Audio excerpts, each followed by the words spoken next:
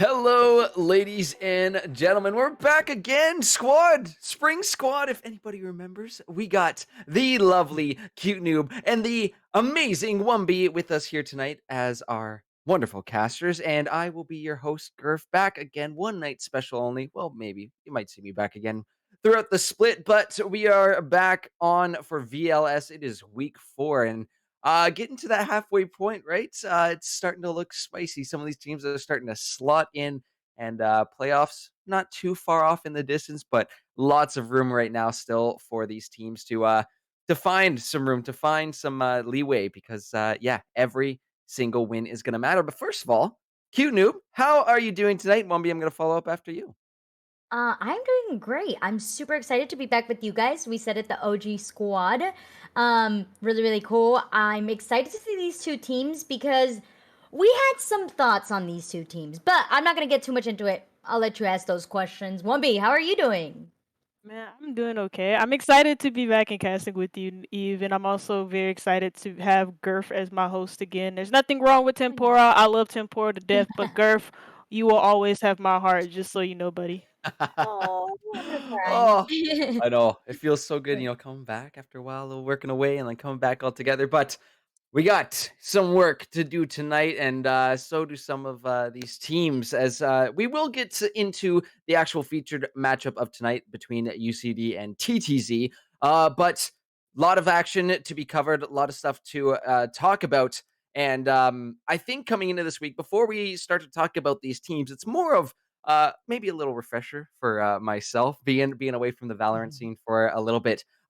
It's been really fun watching these leagues, both VRS and VLS. I think the competition is just S tier. It is so amazing Mhm. to see some of these teams that can just pop off. VRS last night, I think, went the full 3 between some of our top 2 teams, both returning teams, PGR and ACT. But tonight we got 2 new teams, and I'm curious. I don't know if you guys have noticed or if some sort of changes happened, because we go back to spring. It was the Astras all the time. Ascent was the big map before we got those changes on 4.5, I believe. But any major changes or metas that we're starting to see come out in just overall general ranked play, or is there something specifically to VLS? Cute New, I'll start with you. So I've definitely seen Ascent not be as pick, which I think me and 1B are super excited about. When we cast it in the spring, you said it, Ascent was the it map. We are seeing a little bit of Breeze, we're seeing a lot of Icebox as well. Haven even, which is surprising because a lot of people don't really enjoy Haven because of those 3 sites. So the fact that they're bringing out more, really really enjoy it. With the nerf to Astra, I have seen so many different agents being brought out. Broomy finally getting the attention that he so deserves, you know. But the nerf to that Stimmy, only getting one Stimmy is kind of a bummer. So I have seen that the Viper has been picked up, as well as the Omen being brought out as well. And with the introduction of Fade, we no longer see Soba Mm. as often as well. Yeah. And to add Well, on to that, I was going to say the same thing about Sova and Fade. You'll see her. I even said it about like 2 weeks ago when I was casting VRS that Fade is kind of just like the new Sova. She does everything that he does, barring the fact that she doesn't really do a lot of damage unless you use the Nightfall utility. She does do decaying damage with her C's as well, but mainly when it comes to her intel gathering and what she brings to the table, especially when you use that Nightfall to its full advantage, Mhm. especially when you're on the attack and you're clearing out a whole site with it, you get that intel following the amount of damage that Nightfall does. She certainly does see a lot of play. It feels like you hit your mark more with the Nightfall than you do with the Hunter's Fury with Sova, and that's what makes her more attractive than him. Also, to add on to the map picks, thank God we don't see a sit no more. I'm tired of that map. But also adding to that, I have been seeing a lot of Icebox, which I'm happy about. I want to see more Icebox. I love the changes that have been made onto the map and also the different Mhm. type of compositions that I've been seeing on it. To add on to that, the Rays, I've been seeing her a lot more, even Ah. though she's not really an agent that you would kind of see on Icebox. You know, she operates in a more close quartered environment. That's where her utility is used best, despite Icebox being a much bigger, wide open map playing into the long range game. So It's a breath of fresh air. I love seeing the new changes to the meta, and not only in the agent picks, the team compositions, but also in the map picks as well. Yeah, gonna be fun to see that. I mean, first of all, y'all know how I feel about Icebox. I love me some Icebox. It is very, very fun to watch that. Question mark if we get any fracture tonight, but you know what, still gotta grow on me. I think a little bit more. But yeah, it'll be fun to see if we get any of those fades tonight. Definitely. As you were saying last night, 1B too. She's broken. She's strong, Mhm. and it is going to be such a crucial component of some of these teams if you can just have easier to land abilities. It just there's no trade up, right? It's just much more value if you're going to go for that.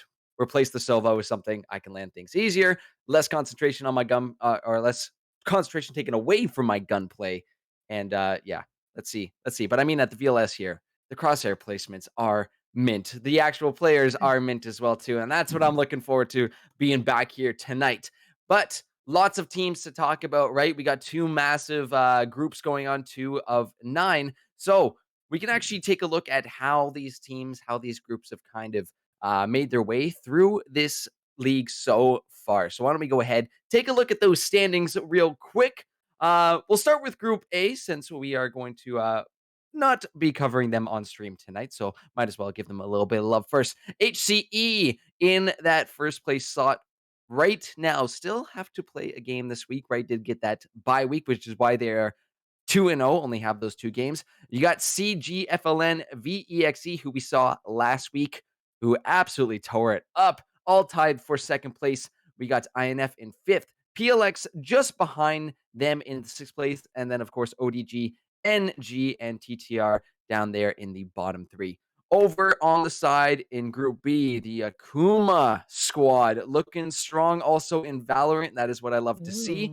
Ooh. Coming over from our League of Legends teams, putting together a Valorant team that's been competing not just in our league, but in others and finding success. Love to see that up at the top. NXS. Well, that's a bit of a tongue twister. Say that 3 times fast. 2-0 there at second place. We got our lovely team Polarity there at 2-1, tied with NE. UCD, who we are seeing tonight, is at that 1-1. They Ooh. were also one of those teams that have the bye week. VC are Victorum. You know what? They might be at Mm. 1-1. They might be tied for 5. We got our eyes on them because you know what that organization could do. CSL at 7, LZ at 8, and then TTZ, our other team tonight that will be on air, is at that 0-3. So again, I mentioned it briefly as we did come into the stream tonight. But yes, week 4, we are at that halfway point. I believe this is a 7-week split going in before we hit playoffs. No, we are at 9 weeks. So Oh. 4.5 halfway through the night tonight, we'll be at the halfway point. If we're gonna go on a technicality here. Either way, for TTZ, a win here tonight, I think is going to be a must. It's gonna put them at a much more comfortable situation than they are right now. However, UCD, not going to be an easy team to beat. Looking into these teams this evening, UCD did in fact get a win over Polarity last week. That was the Oof. one loss we did see there on the standings was from UCD. So Polarity also not an easy team. They are an extremely tough team. We saw them make it all the way to semifinals last year. They've been in tournaments, so to be able to take down a team like that is super duper impressive. But in tonight's best of 3, we'll have to see if UCD has got that gas and if they're still going, or if TTZ can be the underdogs, find a potential upset, and get their first win of the split. However, looking, got as the host, you gotta looking into these teams, seeing who's playing, seeing what kind of names. Well, I'm sure we're gonna hear them once you guys get casting, but there was definitely a few players on my radar for this evening when I was looking into these matches, and definitely a couple that you folks should be watching out for as well.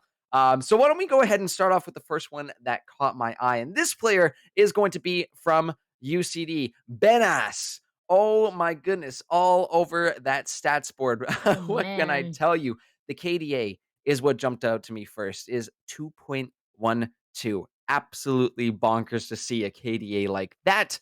Has played in all 4 of the UCD games, so nothing skewed at this point.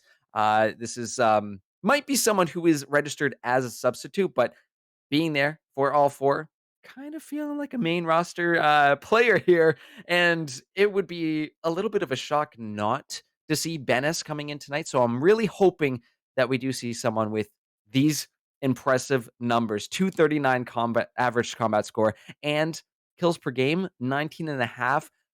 Bennis be fragging out, and that's what I'm looking forward to tonight, big time, guys. Yeah, that's a really impressive, just like you said, score line. And the KDA is really a huge factor, in Valorant. If you are top fragging, especially as an initiator, I'm kind of wondering what is your duelist doing behind you or maybe ahead of you as well? That's gonna be a question mark. I mean, I love, you know how much I love the clean gunplay, and if there's someone who's gonna be out there picking heads off left and right, Bennis will be the one to do it. I did want to actually take a quick look at one of our other side of the matchup here Hmm. on TTZ, because there has to be someone who is going to have to match the ferocity of Bennis if we do end up seeing them tonight. And that is going to, I think, be LV Looter, who has been taking that chamber to some pretty impressive heights. Has a KDA of 1.07, but pretty decent combat score if I do say so myself. So 219 on the chambers, which I do believe they have played pretty much through the majority of their matches here at Victoris. But also First Bloods also up there as well too, 2.17. So hopefully we can see that chamber meet up to the KO. But if we do see that matchup 1B, how do we think chamber versus KO is going to turn out? I actually had in my notes that I wasn't really focusing on Looter. I kind of, if he is going to be on Chambers, then I do expect him to hit his shots because that is basically what Chamber is. He is, well, people call him a Sentinel. We might as well just call him a duelist at this point because that's what everybody is calling him. He's taken Jet's place just because of the changes to her dash/tailwind recently. So there's really no surprise. And also to his pick rate, and also to see him be picked over other Sentinels like the KJ, for example, just because of what he brings on the board in pure fragging power. Looter does have some really impressive stats, but my main focus here is going to be on the duelist, the main duelist who is on the roll for TTV, and that is Alec. Alec has been negative over the past few games, so or Mhm. negative, or he has barely reached positive, or he has just gone over positive. And I'm not only going to be focusing on him, but whoever is on the initiator role, whoever is playing the KO, who's ever playing the breach, whoever is playing the flashes, whoever is supporting basically Alec in those scenarios where he finds himself in 1v1 gunfights, I'm also going to be focusing on that partnership as well. So it'll be interesting. I do expect Luda to have a good game, but I want Alec to have a good game as well because I think if he and whoever is on the initiator role, who is on the flashes, pops off, and if they work together, TTV would have a good chance to grab their first win of the season. Yep. But Wumby, you mentioned a very, very specific name there, the Jet. Hmm. There's definitely gonna be a Jet going on this evening. And I think Oh, man. it was tough, looking at UCD today to not pick a couple names out of the hat here and say, okay, these ones have got the gas. Keep your eyes on this one, and might as well bring them up as well too, because this is the Jet we may see tonight. I'd honestly be very, very surprised if we saw 16 on something else, considering how impressive they are playing this champion. Oh my goodness, this is insane. 1.18 KDA, so somewhat close to Looter, right?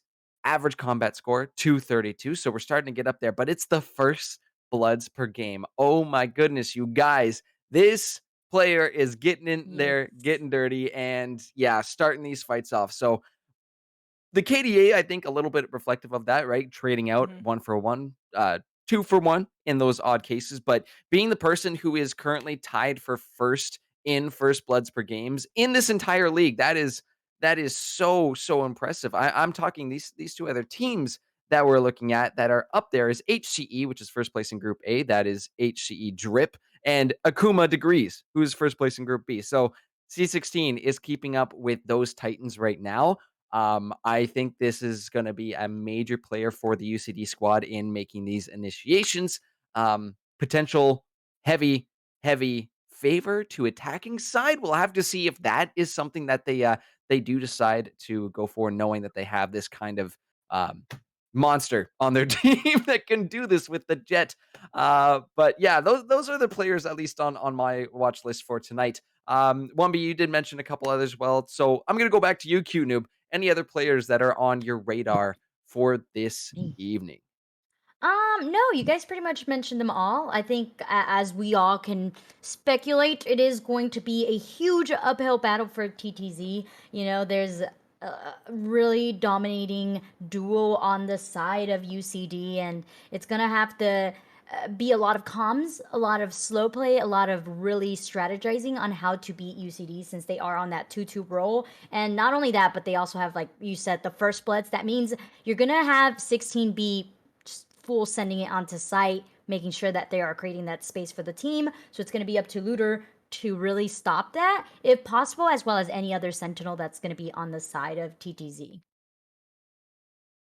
Oh, it's gonna be, I think, a bit of a spicy one. I'm very excited to see what these two UCD members that I've brought up here. I mean, there's a couple others as well too, various up there with plants per games, I think, as well as assists per games as well too. It's showing their name a couple times on that player stat board.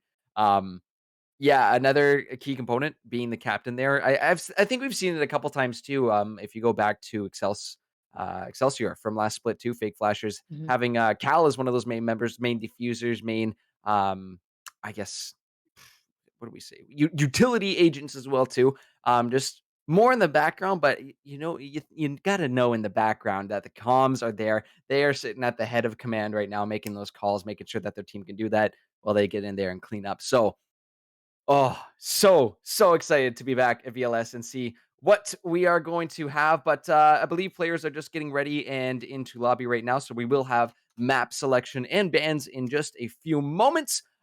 Before we get there, though, any predictions on the night? We're going to start on the far side with you, Wumby. What are we Lord. looking at, or what do you think? Oh man, I hate to do this. I think I am gonna pick UCD just because I feel like they have the momentum from last game to carry them into this one. TCV are 0-3 on the standings. There's no real I don't think there's gonna be any real surprises unless they make some extremely big changes to what they're doing and they implement it tonight to catch UCD off guard. But other than that, I am gonna go with UCD for a 2-0. And Q Noob yourself. Me, Feeling. I want to be that like hope for TZZ, but just statistically, my heart's like, yo, there's no way we can like, make any exception for them. Um, just having like a really solid initiator, and not just initiator but duelist on the side of UCD, it kind of makes it hard to really root for. So I'm gonna go with 1B on here. We're gonna go with UCD. Okay, well, if we're gonna go with actual predictions, do I think the UCD 2-0 is a viable option tonight? Absolutely. But do I love to see underdog stories? Do I love to see the comebacks? Do I love to see the upsets? Absolutely, I do. So fingers crossed, because TTZ, like I said, they need this win. They definitely need this win coming in here into week 4. Yes, the split's a little bit longer than I initially anticipated, but still lots of time to come back being 0-3. And even if it does happen to be 0-4 tonight, you got 5 more weeks after that. You got lots of time to figure out. And we've seen lots of new teams coming in as well, too, where they're figuring out that synergy in those first few weeks, getting it together. And then by the time we hit week 7, week 8, we see this team that is completely evolved from where they were in the first stages of the game, like a caterpillar to chrysalis into the beautiful butterfly. I believe a Celestial Aim is a great example of that from our Mm-hmm. previous split. Coming in as a bottom team to getting into playoffs, and then having a good couple of games. It did show all the growth that they made to get it to that point. So I'm hoping TTZ can start to show us some of that. But we are starting to see what these bans are going to be. So Fracture, Split, have been both banned.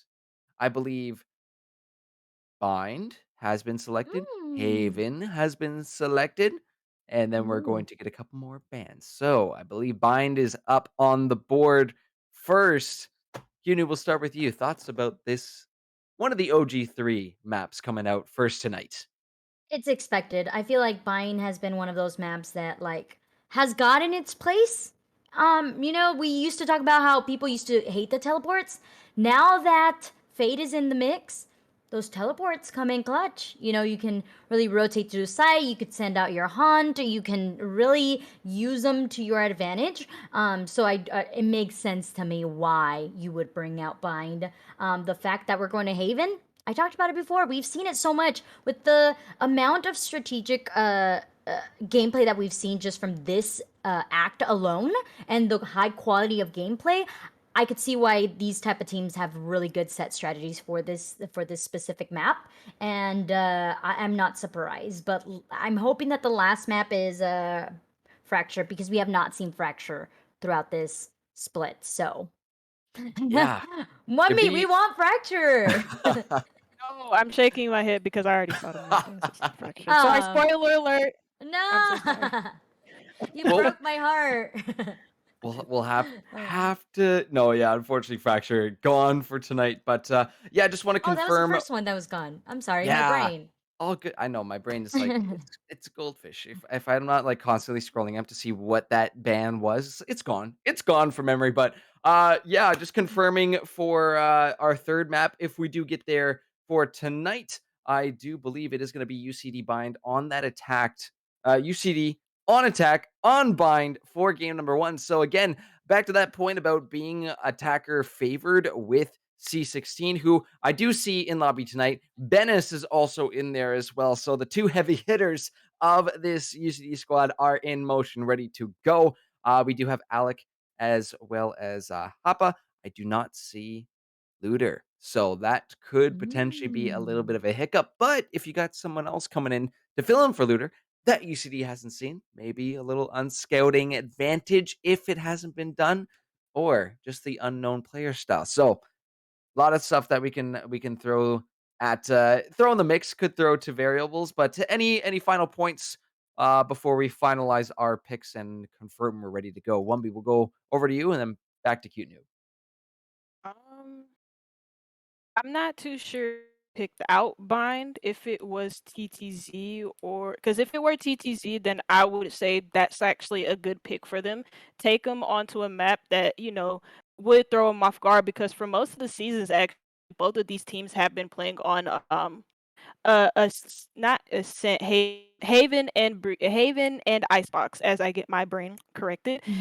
Both of these teams have been playing on those two maps, so no surprises, no adjustments to be made for the both of them. So if this is TTZ's map pick, it throws UCD off guard, and they could potentially still map one based off of that. But again, that is a big if at that. I'm gonna spoil it for you. I'm gonna spoil it now in return, 1B. That was actually not TTZ's pick. That was UCD's. So that's telling me that they're ready for everything. Hmm. They're ready to go. Like you stated, they're comfortable in Haven. So to me, it makes no sense why TTZ would take them to Haven, especially knowing that they've been successful on it quite often.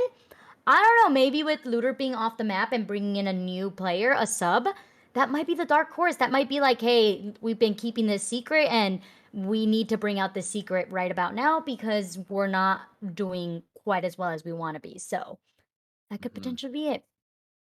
Well, it's about to go down, folks. Cute new Wumby. I hope you're ready. Folks at home watching, better get your snacks quick because Agent Select is coming up soon. Remember, week 4 here at the VLS, it will be UCD taking on TTZ here. Map number 1 is going to be Bind. I believe at the point I'm saying this, there should be predictions floating around in the Twitch sphere here. So make sure to get your votes in. Let us know who you think is going to win game number 1. I will see you after this immensely amazing game, which we're about to see. But until then, cute new Wumby, take it away to Agent Select. Tiger, thank you so much, 1B. Let's talk about the agents you want to see coming out here. Well, obviously, the same agents that I usually see on Vine would be probably the Rays. I do expect her to be picked on this map since it is a staple map. I won't really explain why because a lot of people know why Raze is one of the more picked agents on the map, but I'll explain it anyways. I said I wasn't, but I'm gonna explain it anyway. She's Go really for it. good at clearing out a lot of the tight corners that attackers or defenders exist in. She can like clear out areas such as hookah and showers with her boom bot, and also again those tight little corners where the defenders might exist in can be easily cleared with just one single paint shell. Her showstopper is also extremely deadly on this map, so it would make no sense as to why no one would pick her. As my agent select hasn't fully loaded in yet, so I don't really see what picks are going through or not. No, it's too late. Anyways, the fade is going to be hovered over by Various though, and like you mentioned, she's a really good pick on this map. A lot of teams favoring her. Yeah, I'm gonna really like to. Oh wait, what are we seeing here? Okay, we are. It looks like we might potentially for the TTZ side see that Sky. So it's gonna be the Select battle your of agent. the Sky versus the Fade, which is gonna be really cool. It looks like for the defenders, TTZ is gonna go for a double initiator, which I don't know how I feel about that because you don't really have a solid sentinel. You're relying on your chamber to be that sentinel role. Actually, both of the teams are relying on the sentinel to be on chambers. So, okay. I'm a little bit surprised by this, 1B, only because I feel like being able to stop someone off of getting onto the site is such a huge deal to delay for your team to fully rotate. So the fact that neither one of these teams is going to have that stoppage is a little bit worrisome. I guess you're kind of relying on maybe the Molly from Brimstone and possibly even the Paint Shell and Boombot from Raze. But once those go, you have nothing else to slow people down. Yeah, it's interesting. We said this before in the pre-show, but Chambers has been a more popular pick than any other Sentinel on this map. He's overtaken that Sentinel role despite him being on more of a half duelist, half Sentinel. Like you've seen him like take over the positions of like KJ even or another Sentinel I'm thinking of, sorry, is Sage, who can also do what you just explained, delay for the attackers, and also for KJ, she can do the exact same with those nano swarms. So it's not surprising to see them go for the chambers instead of a Sentinel who is more fit for that role. Absolutely. We already started off with that paint shells being thrown, and as we can see, it was the Raze in return who did take a little bit of damage. Bluey getting a little bit aggressive onto this, but it's Vito the one that gets the first pick. All right, we see you. Headhunter already on the way. These attackers are down 2 men now, but they're going to still assert their way onto this B site. I like the fact that Brim's already getting this orb, already building up that orbital strike, which can really create that space for the team. But now that they have a man disadvantage, they're really gonna have to play careful and play for picks here. Yeah, man disadvantage for the side of UCD. They already lose the 2 main players we talked about at the beginning, Binez and C16, and with that being said, that your duelist and also your flasher off of the board, so clearing lamps is going to be a lot harder without that flasher on the board. And as I say, that dies. The only player you have alive in A is actually Various on the fade, and he's down too. So now we're in the 1v5 situation. So early on, TTV, they dominated, and I put emphasis on dominated UCD in the very first round on this pistol round. Now, I believe, and correct me if I'm wrong, voice in my head, VTO is the sub for Looter, yes? Yes. Oh, okay. So, we talked about this 1B, which was maybe they decided, yo, it's time to make a little bit of a change to our roster because what we believed was going to work did not. So I think it's a great call bringing in Vito right now to fill in, as he did get those 3 kills off of the Headhunter alone and is building up the economy to potentially bring out an operator for that 3rd round as well. Yeah, also building towards his tour de force, which is essentially a better operator too. I believe Bullseye just detected some players pushing in an A-short. He could find himself on the end of a kill or find himself getting a kill. It's Smurfsicles with the Headhunter in hand. And just to note, this is the 2nd round for TTV after they just won the first. So they are on SMGs, but they're rushing straight into the A site. Spike in hand. Kills go either way. The smoke is being cleared. No, it's not. Nick gets one. Venus is there for another. And now we're at a 3v2 post plant. TTV on the retake. Oh yeah, it's going to be the Trailblazer to get the repositioning for C16. It's going to be the Seekers also coming down. The Headhunter for Vito is still in hand and fully charged. 5 bullets in the chamber. Has to connect with every single Venice. Does have the Spectre and connects once. And Nick just clears out both of them, allowing them to make it a 1-1. Oh, so actually, 1B, surprise, Vito is actually Looter. Oh, okay, never mind. So there you go. It's a different account? It's a different account. It's a different account. He decided, instead of, he maybe thought that Looter was giving his team bad luck or something, so he just decided to go in another one. Vito. That sounds like a mobster's name, but anyways, surprisingly, after winning that first round, TTV, they actually lose the second. You usually don't see that. It does happen, but not too often. So with that being said, both of these teams, well, actually, it's not both of them. UCD actually do have the econ advantage coming into this round. And with that being said, they have a Phantom, 2 rifles on the board, a Phantom and a Vandal. Yeah, Nick gets the kill off of Vito, the top fragger for these defenders, and now making their way onto this A site, but it's Bullseye with the connect. Good for 1, good for 2, but Various cleans up town now and is able to get the bomb as well, pushing onto the A site where it's actually free. Look at this. Ain't nothing better than a free site, folks. That plant is going to go down, but the key position here is C16 on alert through mid. Actually, I lied. He's going to retake or rejoin his teammates. The player that's actually going to move away from his teammates is Various, who's taking an advanced positioning in lamps. The retake is happening though from TTV, and with that being said, they're taking it from Link or Elbow, my fault, and another is retaking from Heaven, obviously trying to battle those long angles, but with the pistol that's going to be hard against the rifles. The 2 rifles that exist on the side of TTV as well, covering the defuse, but the lineup is great from Nick and Various, who get 1. Various gets another, Louis down, and that is another round for UCD. Yeah, something that was super well done there, 1B, is the fact, the use of that haunt coming out from Various. Used it to go onto site, but not just the hunt. I think they did such a great job with the Prowler. They used that to get control of that hookah area, even stun 2 folks as well, which allowed them to get the initial pick and then rotate over onto the A side, which they got for free. Bomb buddy out.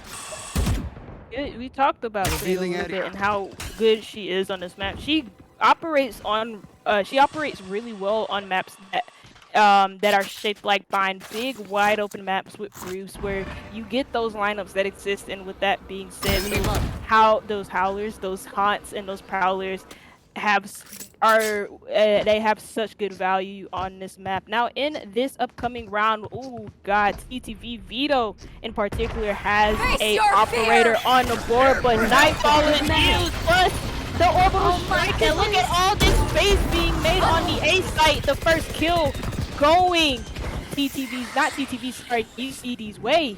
Spike planted. And the positioning from Alec has also been given out with the hunt as well. They are going to know that 1 is back site, and that boombot's also going to alert them as well. Stimmy down for the defenders, goes through the lamps, able to connect with 16, but it's Various who's actually just around the corner. I don't think they checked him. Okay, just saying, Alex said, I got you here, and Hava as well as on the board. And somehow, someway, Cleanup Town is here. Nick only has 1 smoke in the back pocket. Gonna pre-fire good for 1, looking for the second, but it's the double swing from the defenders to make this a 2-2 on the board. 2-2 on the board. Once this molly clears, he'll be able to defuse it. Okay, he's just gonna step in it anyways. It doesn't matter. He knew what he was doing. But yeah, that was almost a really good execute from UC retake from TTV. Nonetheless, the Nightfall partnered with the orbital strike to make the space in the A site. Unfortunately, the post plant just didn't hold strong for them.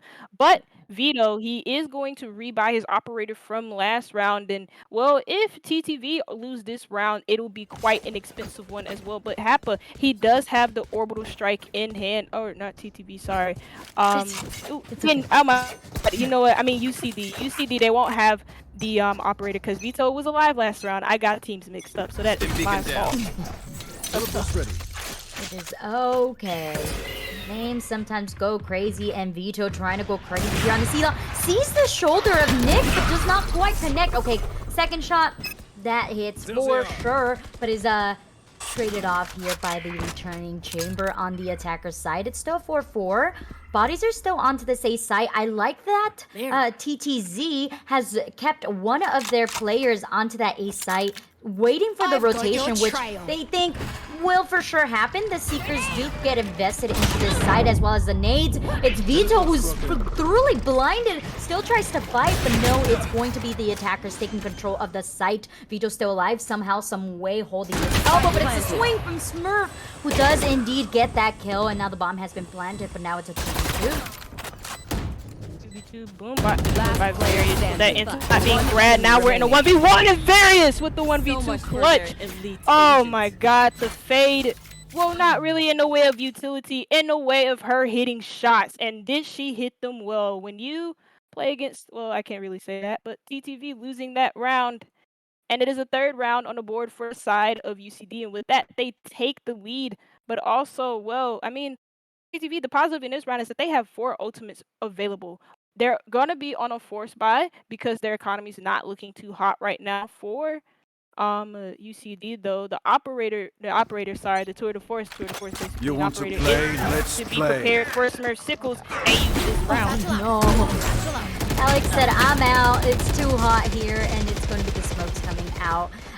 You were saying they do have a lot of ultimates in their back pocket, but you're more on a save round. I don't know if that Toward the Force should have been popped, but Vito said, you know what? I'm gonna try to give my team the best shot as Gluey already starts the flank from this B site. Yeah, this is a weird round to pop all of your.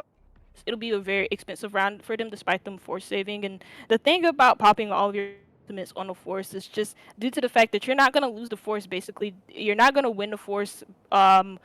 Due to the fact that gun difference is in hand or in favor of the other team. So just the map plays patiently and try and play slow play under your enemies. Maybe get some like sneaky kills from the flank. That's probably your best chance at winning, but your ultimate will be very, very expensive. Smurf Sickles though, using one of his ultimates, Vito getting a trade. And now we see 2 kills on the side of UCD. They get control of the A site with those 2 kills that they were able to retrieve. And Happa and Gluey, they're on the other side of the map. Gluey is close, but he dies, and the last one alive is going to be Happa, who's also going to rotate where Gluey just was. Various might run into him, but they just turn around at the last second. Happa knows about this. He plays patiently. Various turns right back around, so he is watching the flank. But so is, well, I was going to say so was C16 from a swing from Lamps, but it is Victoris to get that final kill. Yeah, so I love how patient UCD was that round, right? They knew exactly what was going on. They knew that TTZ had to save. They knew that they were going to go up against judges. They were going to go up against sheriffs. So they didn't want to fight any of these like really close counter angles. They wanted to make sure that everything was nice and cleared. They also were really patient to hold out time so that it forced for TTZ to get a little bit anxious and push out. And that's what allowed them to continue this lead and grow their economy as well. They're almost have that orbital strike, but actually Vito says, what orbital strike? Not this turnaround. Vito with the operator in hand again a full buy, an expensive round for TTV. They buy up fully, and so it is very crucial that they win this round because basically almost all of their credits are gone. But not the bullseye, my fault. The Hunted Fury is going to come out from bullseye, and with that, he doesn't do any zone control. But what he does do is grab a kill. 3v3. Spike goes down. Now, well, TTV, they have to play the retake, but from where? From Hall. It is a pretty even round here. Smurf swings the wrong time. Hoppa does manage to get that. It's going to be Victoris with the swing. And now it's just down to Victoris against Vito. And somehow, someway, the Phantom just comes in clutch and does indeed continue the lead. A free operator? I don't mind, says Victoris. Oh, Vito switching to the Headhunter, and that just doesn't especially when you have the operator hand. I wonder why he made that decision to go for the headhunter. Maybe because it's not maybe. I think it's because due to the fact that it was such a close quartered gunfight and the headhunter is better suited for that than the operator. Nonetheless, it was an expensive buy from TTV, and with that being said, they're going to go on the force. They're most likely going to lose this round based off of the fact that they got 3 sheriffs. A Stinger is the only SMG that they have and on this roster. Now Vito getting aggressive, I don't think that was a play. He does it anyway, and he's the first to fall. Grenade. Yeah, we did say Vito has been the top fragger for TTZ, and him going down just creates a little bit more stress for the defenders sided here as they lose one. And the fact that UCD just gets to really control the map however they want. As you can see, they have a person lurking about this belong. They had Rays kind of poking around hookah, but in the end, they do want to hit this A site, and most of the gentlemen are there. It's going to be Alec with the swing first, but no, C16 gets that.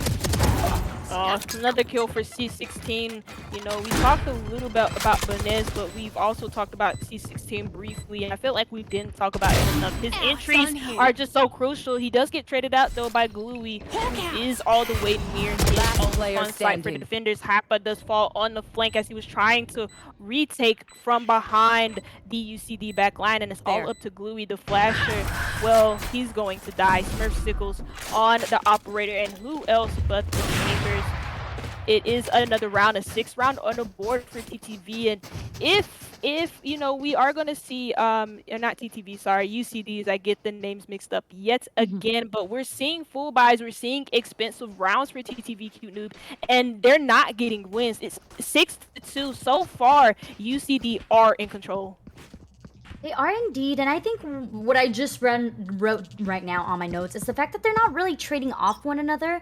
They're just kind of hoping that they get that initial first blood and allow their team a mana advantage, but it's going to be Alec with the showstopper pushing onto this attacker spawn here. Does not see anyone, and unfortunately that is a missed ult there. Missed ult. 5v5, both of these teams not getting the first pick. That first pick does go into UCD's favor, and the trend continues. G16 again showing us why per game he has a rating of 5.2 first bloods per game, showing us why he gets the main guy, the player that we were told to focus on in Vito, and that's again the Chambers falling early. A trade does come on from Hapa on the other side of the map, so they take out the lurker in Various. The plant is going to go down, but look at Alex's position. He's inside of the smoke. They don't know about it, but he doesn't capitalize off it. He could have caught Nick off guard. The Prowlers, I mean not the Prowlers, but the Seekers do go out, so some intel is gained, but no kills go into TTV's favor, apart from that one. Nope. But they've successfully taken the site, although in the back pocket of Nick, we do see that orbital strike, which is going to wait for the tap, but it's a push from Alec that might come in clutch here as C16 is lurking about, waiting for the tap on the bomb. The orbital strike coming down right about now with that Molly lineup. Just perfectly, it's going to be a heal for Gluey, but unfortunately the bomb has not been tapped, and somehow it's both of these attackers go down, and it's a comeback. Comeback? Is it? I did not. I'm sorry, Wumby. I did not see when Brimmy went down. I did not. That's why I was so surprised. I was like, wait, they're both down? What happened? No, to be honest, I looked down for 1 second, and when you said Brim was down, I was like, wait, what the hell happened? Anyways, a round for TTB on the board, as I believe we are going to have a quick tech pause. There was a request, and there it is. So both of these teams have the opportunity to talk to each other, but they don't have the opportunity to talk to their coaches. And now, well, TTV, they find themselves on the back foot, but it's not their own map pick, so there goes the positive there. But again, we've seen them invest heavily into these rounds. I mentioned it before. That round, it worked out, but in a lot of these rounds, now that we're entering round 10, they've invested a lot into these rounds, and they're not finding wins with it. I haven't seen them use a lot of their ultimates. The only ones that I have been seeing is Vito using the Tour de Force, which you even said, and I agreed with you, that it was a bad investment in that round. Yeah, it's a little bit of miscommunication. Something that they did do correctly that round was being able to trade off each other and playing a lot more patiently and holding angles. They didn't just give up the site completely. They were ready to fight for it, and I think that's really what turned out well. Maybe also if we can argue that the fact that the race disconnected could have allowed for them to succeed in that round. I don't know. Call it luck, whatever you want to call it. They were able to secure this round, therefore allowing them to survive yet another round. Vito holding this really aggressive position, misses the shot onto Raze, and Raze still has that showstopper in hand. Actually, no, invested it. And so now that's something less that they have to worry about, but it's going to be Raze pushing onto site. The Gluey swings onto Buenas, and now, or Venice, and now is onto the site. Revealing the location of these players playing in halls, but so nice little retake into Hookah from Happa. His position has to be known, or else not TTV, UCD might pay to root his day. Smurfsick was gonna try to take Hookah down, and he's gonna get shut down on the flank. That's Happa to grab that kill. Various is in a plant position. They didn't clear B halls though, and with that UCD pay a little. The spike is going to actually, it's not going to be retaken. TTV are probably more than likely going to lose this round due to the positioning from both Happa and Vito. The last two players alive though for TTV, Happa and Bullseye, well, they have to work off of each other because Happa's positioning is known. His HP is very low, but so is C16. 30 seconds left. Only on 30. He has to plant the spike sometime soon. He has 30 seconds left, so he has a lot of time to work with. And in that time, these TTV players, they could get impatient. I really like this aggression coming out here. He knows that there was a brimstone lurking about. Swings the corner. Yes, indeed. Catches one down. Happa does go down. The recompo comes through. I believe... Okay, no. I was going to say the Hunter Fear might be on there, but no, it is not. And you said it.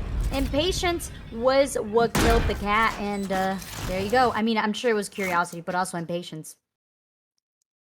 Well, curiosity from C16. Well, not really curiosity. They knew about Happa's position in Hookah.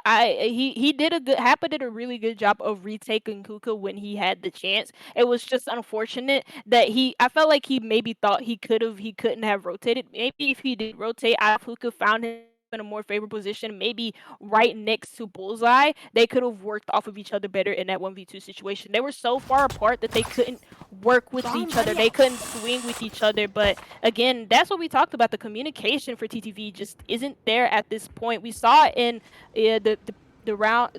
2 rounds before that where they run around with a really, really good retake, and oh my lord, Vito again is the first blood for TTV. Yeah, and then add Happa onto that count as well, leaving 2 men off of this map. It's going to be the attackers who now get to decide where they want to go. The bomb is making its way over onto this A site, and that is the right call here as Bullseye is the only one onto site with the Sheriff. These smokes are going to allow him some cover for the time being as he does get that recon bolt in his back pocket to appear. You're going to throw it out there, knows someone's about to plant, going to wait for that ping, shoot through the smoke, able to connect once, but unable to fully finished there. And now the rest of the defenders need to make their way onto this A site in order to help a friend, possibly, potentially, or are they just gonna... Okay. They were just healing each other there. Healing circle happening over there. Healing circle. That sounds like a cult thing. I don't like a GTA type cult thing, but other than that, yes, healing one another. That's a flash. Let's go out. Bullseye dies from showers. Various is there in an unexpected position, according to Bullseye. 2 kills go out for Benas, and it is an 8th round on the board. And that's round in the half. TTV, so they do have enough credits to full buy due to the loss bonus that they do receive from that. 2 ultimates ready, so and plus this is the last round before they end up switching halves, so it wouldn't be a surprise to see Bullseye pop that tour de force. And also Vito, who isn't buying a gun because not only does he not have enough to buy a gun, he does have the tour de force ready. And this is a round where if you're going to use an ultimate, the last round before the switch, when you're leading 8, when you're down 8-3, this is the perfect time to use it. But just as I'm saying that, we do have the orbital strike and also the tour de force ready for Smurfsickles as well, just in case the chamber on the side of UCD wants to use that. I have them. have to say, I'm really enjoying how they are using Fade. How UCD is using Fade here, 1B. They're Yep. using it more as a bait factor and also a information gathering factor, right? You throw out that hunt, it tells you, all right, who's on site? You know that the chamber's onto the A site, you know that the sky is also on the A site, and you cause a little bit of confusion for the defenders. You say, hey, we did get a hunt over here on A site, which could potentially cause that rotation. This time around for TTZ, they didn't really rotate. As we can see, the Brimmy is still being put there. That recon ball also isn't going to hit that right positioning to give out the location of any of these attackers. So they're just going to wait as much as possible and then just really pile onto site. Talk about that Hunter's Fury here, 1B. Yeah, the Hunter's Fury is going to do some great zoning, going to push those attackers back, and with that being said, it doesn't really matter though because UCD, they're not going to be stopped. Tappa falls first. They have the orbital strike ready as I stutter, but BNAS, he doesn't stutter on that shot. Alec is down. Flash goes out and hauls. Like I said, the orbital strike is available to BNAS if he does want to zone off this B Hall's position. Bullseye, and I believe this is, well, all three of them actually, all three of the players from TTZ looking to retake from Hall. They're going to be flash swung by BNAS, who does get taken down, does get a kill for their trouble. One player alive, no players alive. TTZ fall, and UCD, they take the half 9-3. 9-3 Switching sides.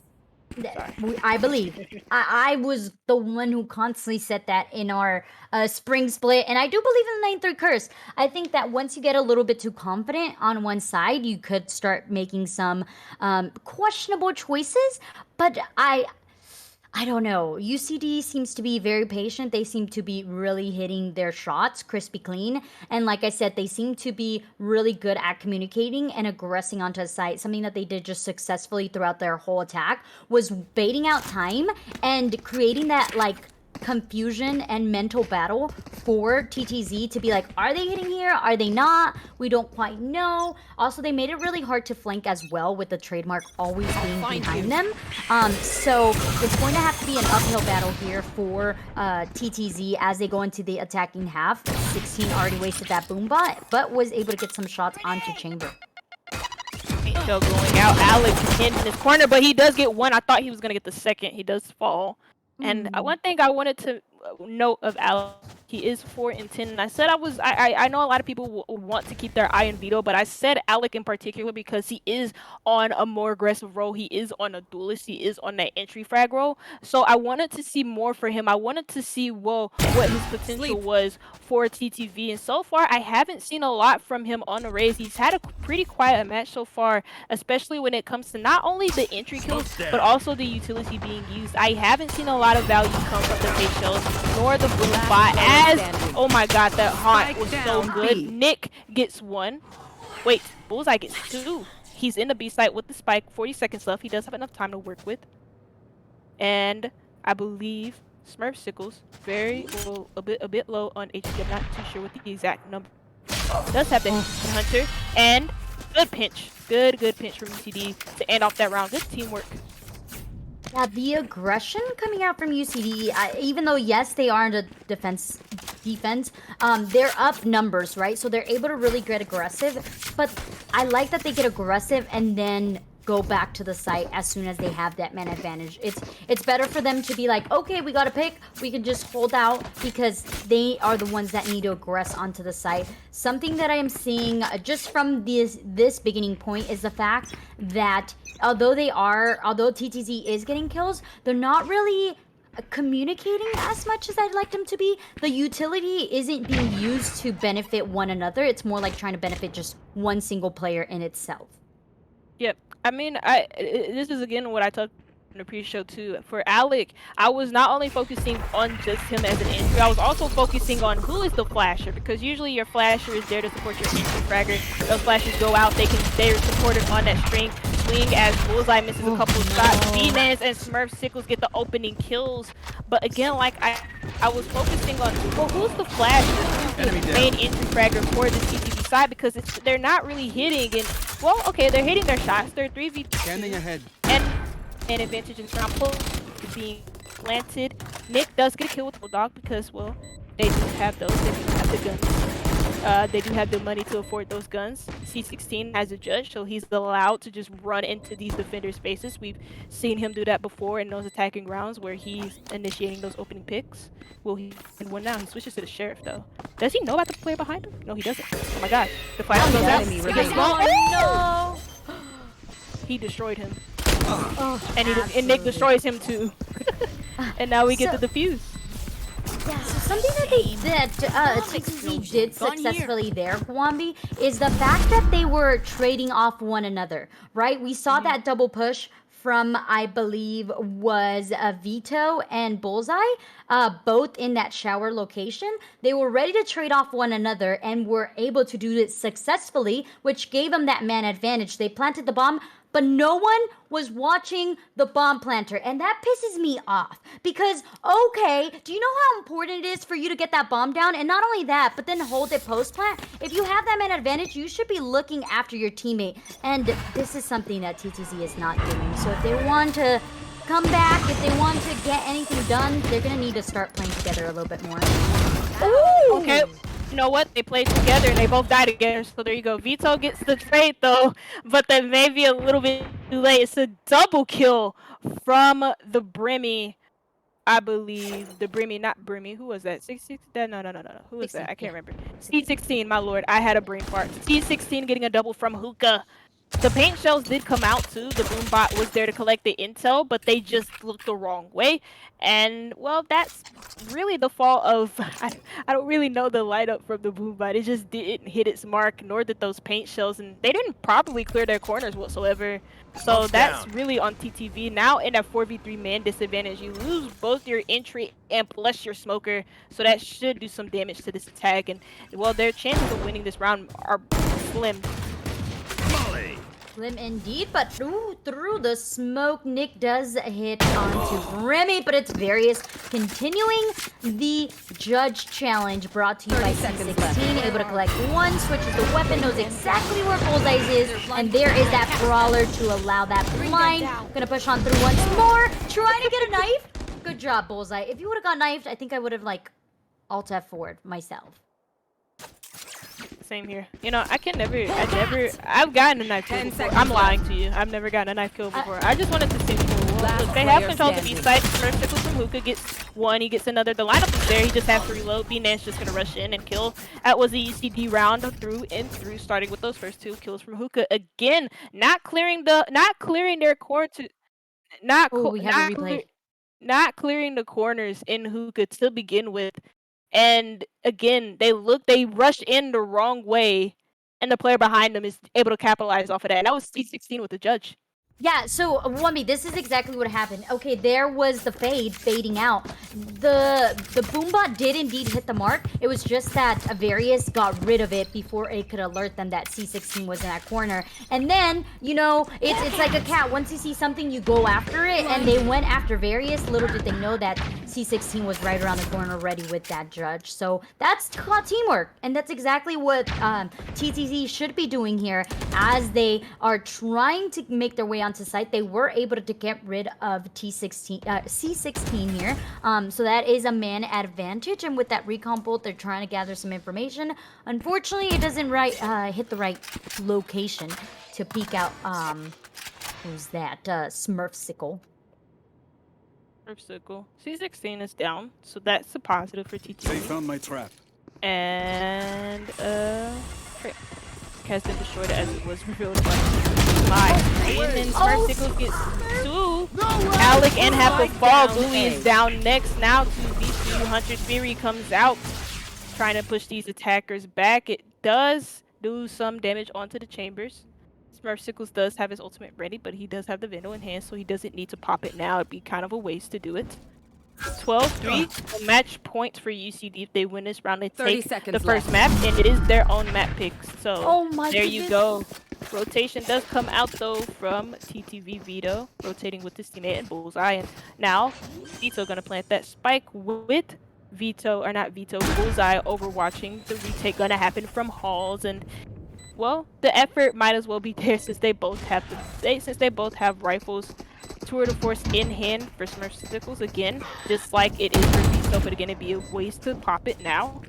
He is going to try and retake the site from Hall. That he doesn't even look the right way, but B-Nance does, and there you go. They're retaking site together.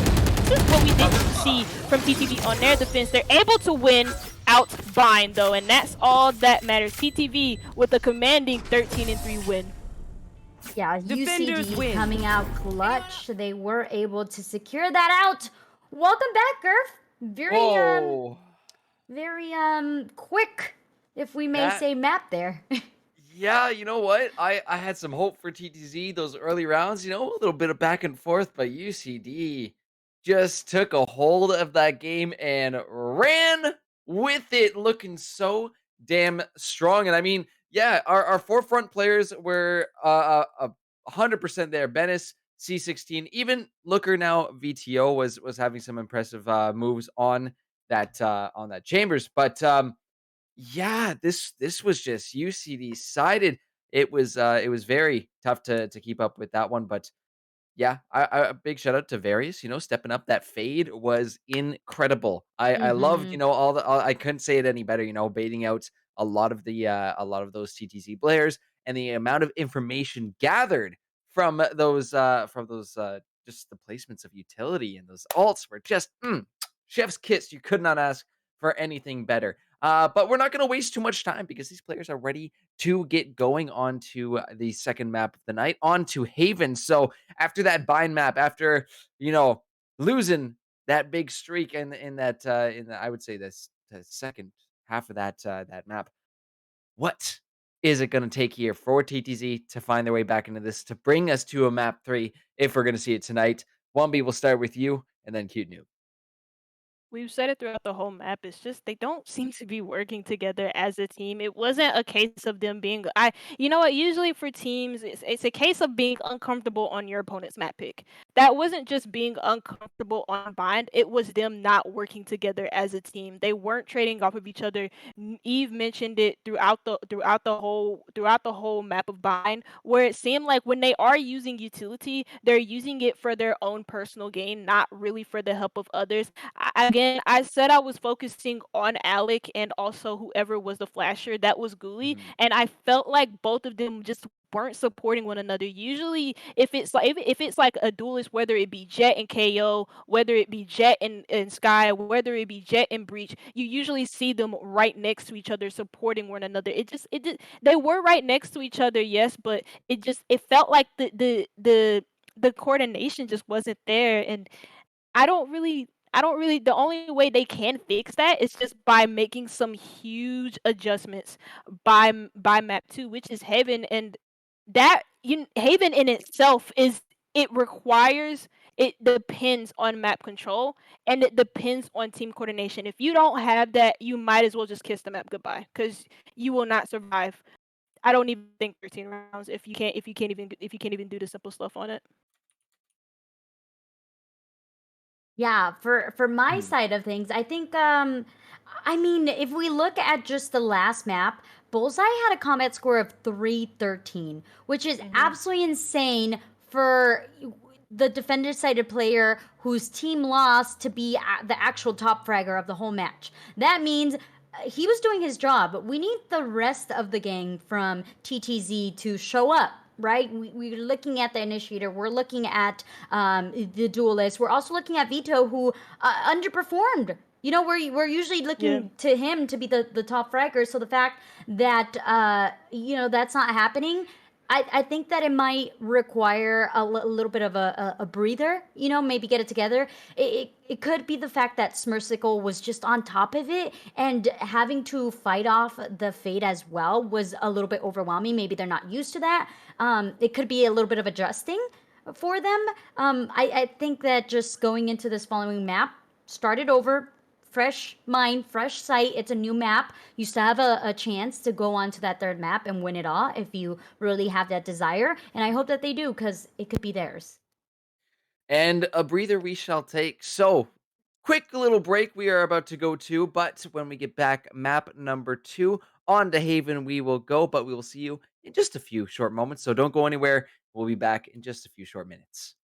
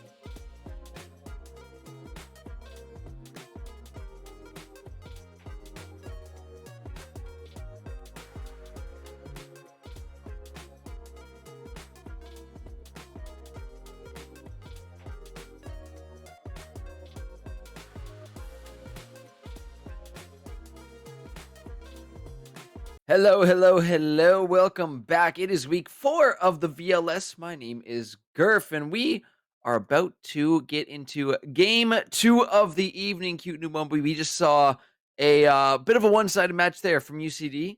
Couple of those rounds, TTZ. We're showing strength, but yeah, that snowball got rolling, and UCD took off with it. So we are about to head on to Haven for our second map of the evening. Just going to confirm with both teams that we are ready to go because, yeah, not going to spend too much time here with me. I know this face is just ugly, but no, yeah, these teams are ready to go, ready to play. And yeah, we are about to hop into this game. So it will be TTZ on the attacking side for Haven first with this UCD squad on the defender side. Can TTZ find themselves a win here? They have to find a win if we are going to see Icebox later tonight, but Haven being a bit of a crazy wide map, and with UCD going to attacker side second. We saw how they did on attacking side first. Will it be a repeat of that game one? We'll have to find out, but we are about to send it. Cute Noob, Wumby, have yourselves a wonderful time over on Haven, and I will see you after this map for potentially a third one, but we'll find out after this. Take her away. Yeah, we know that you are looking forward to that third map, Gurf, but I don't know. Honestly, UCD just looking very dominant. Not only one, but like the whole gang, if we're being honest. Someone that we didn't even have in our radar, at least for my radar, Smurfsicles, popping off at that chamber and continuing to bring out the chamber is going to be a thorn on the sides of TTZ. They weren't able to handle him on that first map, and now moving on to this following map, they're gonna have to really find a way to do so. But we are seeing a Neon, which is a change of pace here, Wumby. That is interesting indeed. Our walls do find a lot of value on Haven, I've found. And I think it's a cool pick from Alec. I'm not too sure how well it'll work out for TTV because to make Neon work, you have to work around her with flashes and etc etc. Because if you don't do that, if you're not using the utility the way that you're supposed to around Neon, then Choose your agent. the everything can fail. And I feel like for the TTV, their lineup is more geared towards the attack, and well, when they flip onto the defense side, it will be another story. So I'm excited to see how Neon works, but TTV, I feel like it requires a little bit of coordination from them to make it work, and I didn't see that on Bind. The same lineup though for UCD. That's kind of your average lineup on Haven though, so it's not too surprising to see from them, but we'll see how it goes for TTV since this is their map pick. Yeah, I really like that they brought out the breach. I think normally we do see the Sobas, we do see the skies, but normally breach, I feel like lately has been getting a little bit more love, which I appreciate because breach from the get-go, from the beta has been a really good agent. So the fact that now we're seeing him be picked up a little bit more is really nice. The rolling thunder really allows for you to take space and get onto the site, and not only that, but get a stun on the players, which I mean sometimes players could pop off, be stunned, and still hit a nasty headshot. Other times though, you do happen to have that advantage of them being stunned and being just able to eliminate them. Also, the aftershock and the fault line plugged in together with another Lear from the sky could really blind the enemy team and give you that man advantage as well. But for the defendant side I have on the side of UCD, I'm expecting them to be extremely aggressive. They were so on that first map, and I don't think that they're going to change it here as Neon dashes onto the site. Yeah, the wall goes up. With that being said, it does go down just as quickly. Nick gets the first kill. Alec falls, and that's your duelist down. TTV, they're all over this site, but they're falling. Flash goes out. Various looks the wrong way, but it's B-Nans to end round off with two kills. And with that being said, it is an explosive round for UCD. A quick one at that. TTV deciding to rush into the C site, but it not working. That push started off with the walls from Neon, those two walls, and then the speed boost from her as well, and it just got shut down so quickly. Yeah, okay, the problem for me was that Neon is so fast, right? We talked about it. We Right. like to compare Neon to the Sonic as well. We like to say, gotta go fast, right? But the fact is, when you're going so fast, is you don't have any more players to back you up. So there was no flash, there was no stun coming out from the breach. If anything, it was Yeah. Neon on site, and then everyone else funneling in, which caused for that bodies to drop so quickly as they are doing so onto this A site. We've said this too with Neon. You do need the support of flashes, and again, TTV. They didn't show us the coordination that you know on Bind to suggest that they could do that on Haven, and that first round ended as you would expect it to. 3v3 though, there was a trade, and it was from, I believe that was Vito. He's able to get a kill into this round, and now they're eyeing up the possibility of a B push. Both Vito and Alec lined up at the double doors, make their way in, clearing out Link, but do they know about the positions around them? UCD, they're gonna look to push them. All three of these players pushing down A Spike Link. down It's a B. double trade, a double kill, one for each team. Various. One enemy Vito remaining. trading out Oh no. B-Nas from behind. And B-Nas with another two, and Alec is down 2 in a row for UCD. And now they're on their bonus 2 quick fire rounds for the defense, and smoke's cleared and all that. Everything's said and done, and it's just weird. You It know what I is. mean? Yeah, I definitely feel it. I think I liked the attempt. I saw that like guiding light for TTZ there as they had 3 Yeah. men and they were able to get that B side clear. The problem there for me was the fact that Alec decided to get overly aggressive onto that A site because you know that you have to stick together. It's a 3-on-3. You have to be trading off one another. So unable to do that, it does leave them to kind of rely on this round to really shift the momentum in this favor. They're going to be buying up. They're close to potentially that toward the 4s as we see Vito is just 2 points away. Maybe potentially farm up or get some kills there. But as far as for the defenders, they're playing this perfectly. They're only holding angles, and they're not holding those one-and-done angles as well. They're holding those angles where they can really swing around, reposition if they must, just like we see C16 do so here at mid as they sight Vito there. It's going to be a full spray through the smoke, but unable to connect here. Yep. C16 again, like I said, UCD playing this perfectly. They are on this bonus, but they don't. What they want to do is just play these rounds, play the map, play it slow, don't take it too fast, because you are facing full rifles on the side of TTZ. And, you know, we talked about teamwork and their lack of it, but they do have good gun skills. As I say that, the boost does go out. The flash was there too. B-Nas is gonna get that kill. 30 seconds Now we're at a 5v4, 4v4, even man count. Not uneven man count. 4v3, mayday for TTV. They have to get onto the site. They do, and they're all falling. They're gonna lose this bonus if this continues. C16 with the Vandal, and it's, oh my god, it's a triple swing. That's terrifying, and it is UCD to get the 3rd round. They win their bonus again. I mean, it's unheard of. It's not really unheard of. It is very rare for teams to win their bonus, but in that dominant fashion, it's consistent dominance from UCD, and they're not being shut down at all. Again, UCD just letting them play TTV, letting them play their game. TTZ, sorry. No, yeah, I totally agree. Right there, it was a really good idea for TTZ. I like that the breach flashed garage. Neon went through. Unfortunately, after you flash, I would have liked to see breach swing over. This Soba drone is going to... I'm sorry, you probably hear my cat in the background.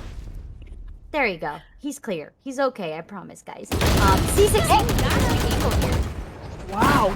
He gets the second too. Alec and Bullseye off of the board, and with that being said, 3 players left alive for TTV. The cloud smokes go out. And look at this. Smurf 16 are playing off of each other. Smurf doesn't need that double swing from C16. He doesn't need the support because he can hit those shots himself. So can B-Dance.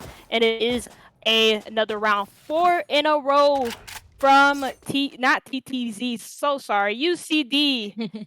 As they continue their dominance on Haven. Reminder for the folks out there, this is UCD's map pick, and they're letting UCD run all over them. Or TTC, sorry, this is TTC's map pick. Why do I keep getting the names wrong? Yeah, these acronyms are really throwing us off here, but what isn't throwing us off is Benaz with the 7-0, has not died. does have the Seekers in the back pocket, and their economy is just want to booming play? as Let's the play. investment for TTZ needs to pop on through right about now. I like the fact that they're going for this B push. There's gonna be get the Neon to plant, working on that overdrive, but gets stunned, trying to get out of sight, manages to do so, and now they're playing this post plant. They're gonna have to hold angles very tightly. I don't think that they have the yeah, I was thinking that they might have the Rolling Thunder to come through, but that was not gonna be the case there as Nick pushes on through here. Defuse does go down. Do they have the lineup from Windows? No, the defuse does successfully go down, and it's 2 kills. That's a lot of damage done to TTV's economy as well. They fall by that round, but okay, we have 7,300 creds for Vito. Maybe he'll get an operator this round. We'll see. But no ultimates ready for neither one of these teams.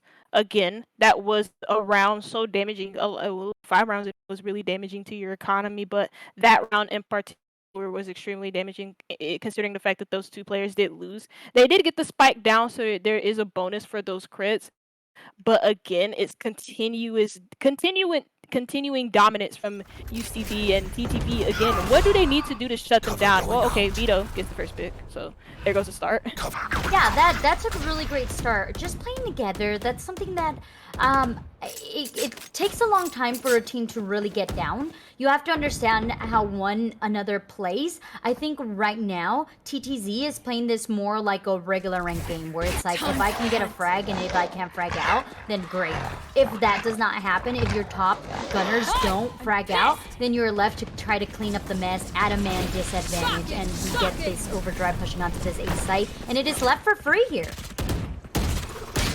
Left for free, and might be for UCD's plans. They do get the first pick onto this retake, a 4v4 even man count.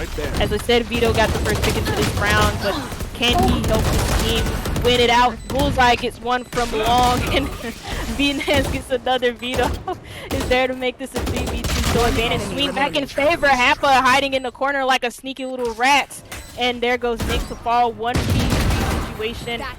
Does get one. Can he find himself some more? Does he have enough? Does he have enough on a spike? No, he doesn't. He gets swung anyways. He does die, and that round does go into favor for TTV. I like that. I think that round, the success rate because of that round was the fact that that A side was given up completely.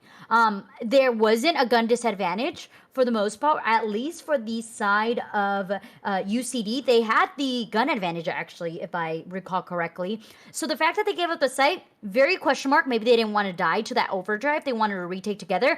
What was the biggest mistake was the whifferoni happening from C16. I have to say it. Like, I don't know where his shots were going, but they were going nowhere. And he went down, and then the rest of the gang, okay, C16 says, I'm gonna shut you up right about now. He said, where are his shots going? He said, Spike right down, on that dude's B. head. Smurfsicles gets the follow-up. That's Alec down. That's the diffuser surrendered in the middle of the B site. So they gave the Neon the diffuser, with the spike. And with that, he just gives it up. He dies, and there's no cover. There's no immediate trade from TTZ. And, you know, I'm gonna copy Griffin what he said in our production chat. UCD just always seem ready to either trade, or they just seem ready to pounce on the unsuspecting TTZ players because they're playing so separately from one another. There goes a kill though for Bullseye, but he gets immediately traded out. And with that being said, the man advantage for UCD is so much in their favor. But with that being said, also Various does fall 3v2, 45 seconds left to go for the attackers. Diffuser is still in B site, and UCD, they have beautiful angles, they have beautiful crosses on this. There goes a beautiful guiding light as well. Flash, Happa falls, Vito 1v2. But again, across the angle is held up. Oh, see, this pulls away at the last second. No, sorry, that was just that was just our producer trolling me a little bit. He just off of that, and I literally thought Vito, or not Vito, sorry, that Smurfsicles switched off of that angle, and he died. But no, I'm so sorry. It was Smurfsicles to get that kill round. I panicked for a split second. No worries. Panicking is what is going on the side of the attackers here. TTZ is really having a hard time not only getting onto site, but really planting the bomb, period, right? Let's not even talk about post-plant, which is another problem in itself. It's the fact that they can't get onto the site, and I think it's because they're trying to force their way onto a site. With this map, you can really play cheeky angles, you can really be patient. There's so many entries to different sites. You just have to make sure that you're working together to trade, as we see Alec already trying to get aggressive here onto this garage. But look at this, like a friendship happening in garage with Breach and Omen. I totally brain farted there for a second. But it is Happa who does get that first kill onto the Jet, who gets really aggressive onto the C-Long. And this is what you want. This is exactly what you want, 1B. You want to make them make the mistake, and then you capitalize on it. Yeah, for UCD, when they have been getting aggressive, their aggression goes unpunished for the most part. TTV haven't either been able to connect the shots or have just been caught off guard by and Vito, almost coming very close on that kill on Victoris, who's just playing around this C site. For the most part, UCD are a little bit spread out.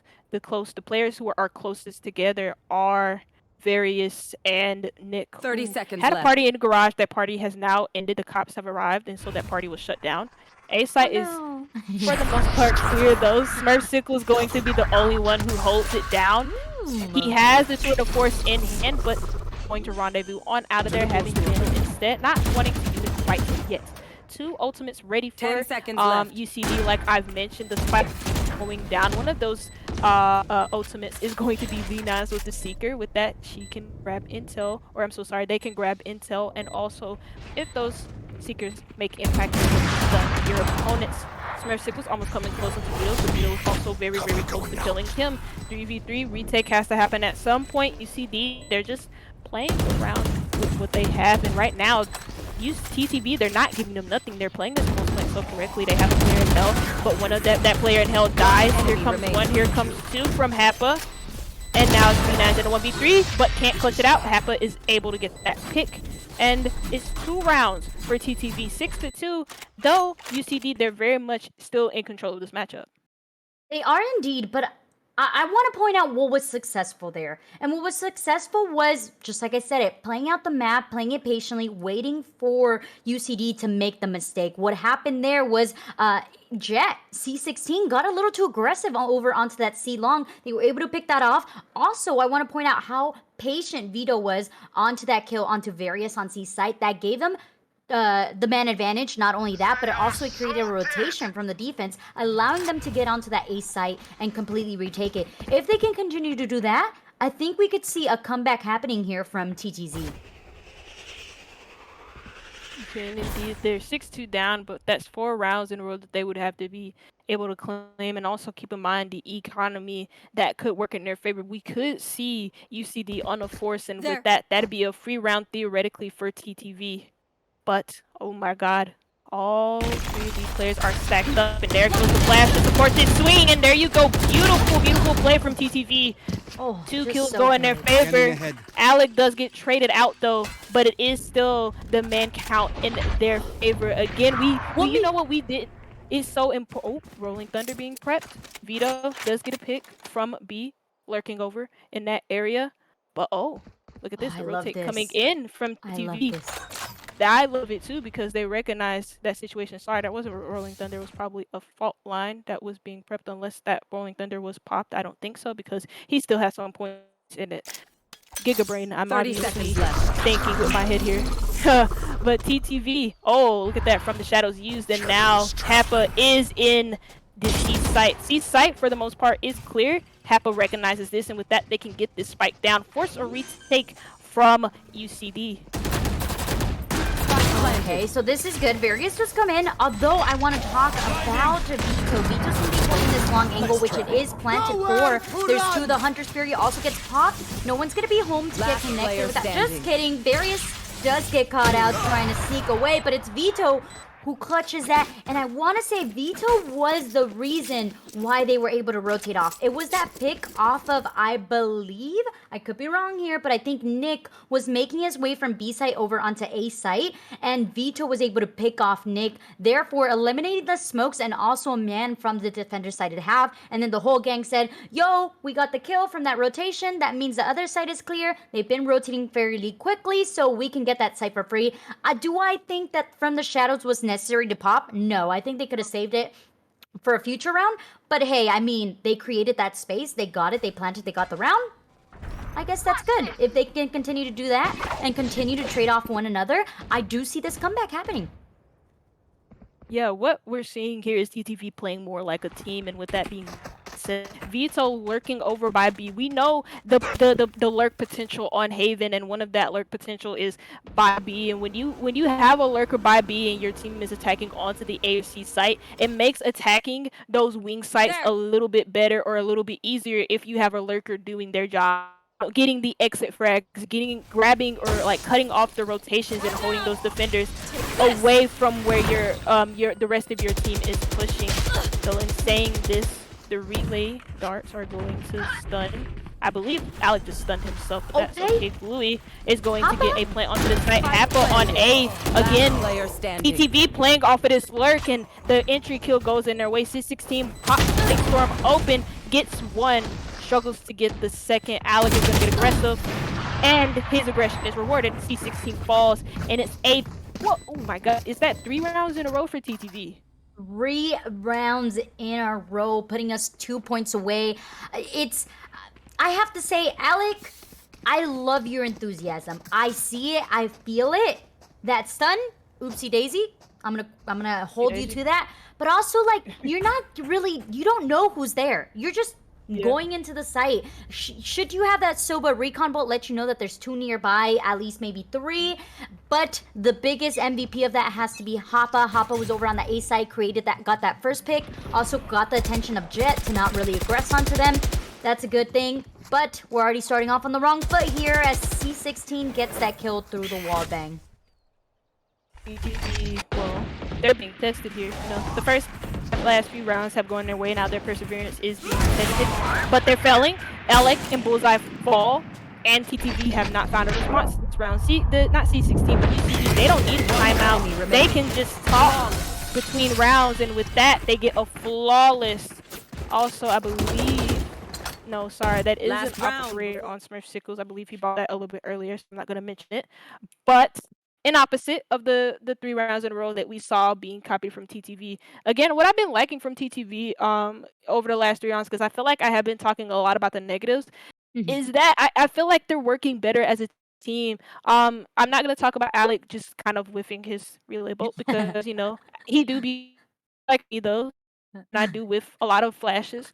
I'm so sorry. This is why I don't play Valorant anymore. But I like the way that they're playing as a team. Like we saw it when they were swinging onto A short A short, and there was a player into A long, and they used that the flash point to flash that position. Alec and then whoever else was with them was swinging right next to each other just in case one of them fell while the other one was going to get the trade.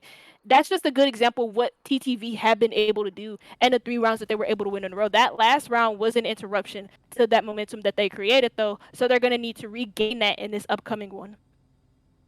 Yeah, they are indeed, and they're also going to have to be careful for how the defense is gonna kind of switch things up, right? Last round we saw that they got really aggressive out. This time around, they are being a little bit more patient. That blind does indeed give away the position of at least one person onto that A long, so they're gonna know someone's going down. It's gonna be the overdrive and the I think that was the rolling thunder, but it's gonna be a stun in return. I don't know how, I don't know when, but that does indeed connect. C16 already popping off. Looking at the overdrive, straight in the face, but it's gonna get hit from Vito. Doesn't matter, the flick is there indeed. Now it's a 3v2. Defenders have the man advantage. The bomb needs to get planted. 26 seconds on the board. Bullseye is gonna have to commit to that plant with that blind coming through. It's gonna be the fall from one. Alec good to secure one. The bomb does not get planted, so they're gonna have to go for the kills, and they do indeed do so. Go, go, go. Woo. Switching sides. I thought with the way you said I I'm can't sorry, I remember was what really that. stressed. I can't remember what that reminds me of. I remember that was, you know what? There's like it's an adult cartoon, and I remember like it's just it's an adult cartoon because there's like a lot of gore and a lot of like inappropriate references, so I won't mention it. But there was like this one scene where this guy was like just getting like shot up, and then he's like saying "woo" as he's getting shot up, like he's dead, he's dying. And that's what she just reminded me of. I'm so sorry, but we do approach this half. UCD have been in the lead with TTV. They're trying to get a comeback here, cute noob, and I think they can do it. They're making me believe. I want to believe so bad too, Wumby, but the matter of the fact is, they're not known to trade for one another. But Vito is known to hit those shots.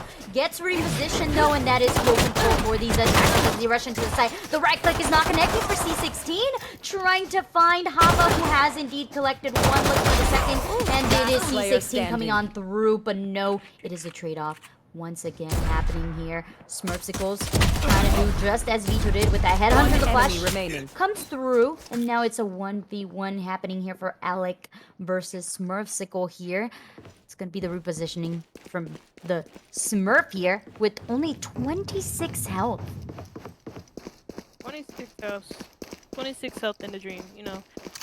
I say I believe in TTV. I believe in Smurf too. You know, I'll give him that magic. I probably, you know what? I thought about how much of a caster curse I am as the Neon and the Chambers both.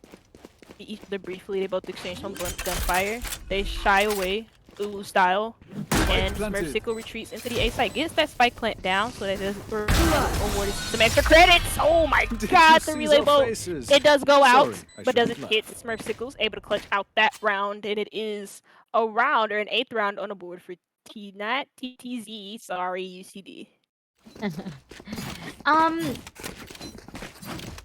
I was saying it right as Vito shut me up, which was they're not known to trade off, and that's kind of what happened there. There was a lot of utility being thrown onto that C site, and I think everyone was so excited to get a kill for the side of TTZ that things kind of fumbled on through. Alec had an opportunity with being the healthiest, but just like that, Nick and the Guardian already making its way. Hoppa trying to be cheeky at an angle, unfortunately doesn't go his way.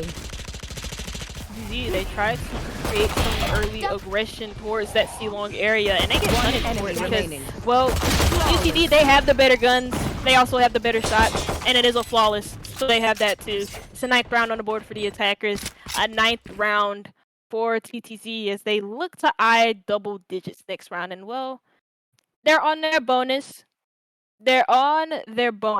So it doesn't, you know, this could be an easy round for TTZ, but we have seen UCD, sorry as I get their name wrong again. UCD, when they are forced onto weaker weapons, they're kind of deadly, and TTZ, they have to be careful for it. Yeah. I like the fact that they have repositioned the chamber over to the A site. Unfortunately for them, the C site has been successful. I love this lure from Papa here onto this box. Do they know about this? No. Okay, he's in the smoke. They don't know about this. He might catch Smurfsicle off, but oh my god, he turns around. If Smurfsicle at that moment could have sprayed him down, so could have Nick, because Nick looked at him for like a split second with the Guardian. Said he is gonna look at him, he's gonna shoot, but he is not going to hit his mark. Alec Happa pushing from the same position, the relay bolt going to flash its enemies. Alec getting the refrag as Happa does fall. 4v4 now, 4v3. Alec gets another. He's going off. So is Bullseye. He's a Bullseye, and he grabs Various. Now 4v2. Bullseye grabbing another. He does finally get taken down. There goes the Bullseye. He hits the mark. Bean could have almost grabbed himself a third, but it is a retake, a successful one at that for UDC.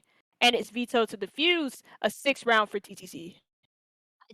Beautiful comms. I don't know what the comms were there for TTZ, but the fact that Hoppa was able to get off of sight completely, even though very slim shot that Smurf was able to see him there, and then just really rely on the util. We saw the aftershock, we saw the fault line, we saw the smokes, we saw the blinds, we saw everything coming out from TTZ to get onto to retake that site together, and that's exactly what they need to keep doing. I like the fact that they didn't get as aggressive. If they continue to just hold on angles and really wait for one another, that's going to be key. Also, investing utility where it needs to be invested and not just throwing it out there nilly-willy as well is going to help them out quite a lot. Look at this. Yeah, they just give UDC the C site for free, and now the retake, the rotations have to happen. One is going to be in Seashore or / Garage, and the other is going to be C-Link. But the player from Garage does get shut down first. That's Nick to grab the first kill. But for the side of TTZ, if you need a player to step up, it be Vito. Vito with the heat. C16 though with the shot. It's C16 with the second. Various with another. C16 with the 3K. And it is a nice little post plant. Well, on Haven, it's very hard to retake onto that C site when you haven't already made the rotations, when the attack have already made their presence known on that site, isn't it, Eve?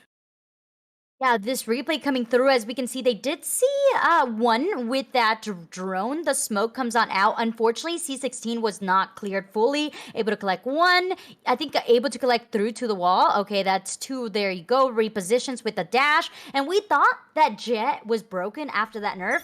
I've heard folks say that, yo, that Jet nerf doesn't even seem like a nerf. If anything, it seems like a second sense. The spider senses have been tingling for these folks, and they're able to just push on through with that new change over. The Seekers, though, we're going to start the party over onto this B site for the attackers. Spike going to be initiated as per the UI that is on your screen.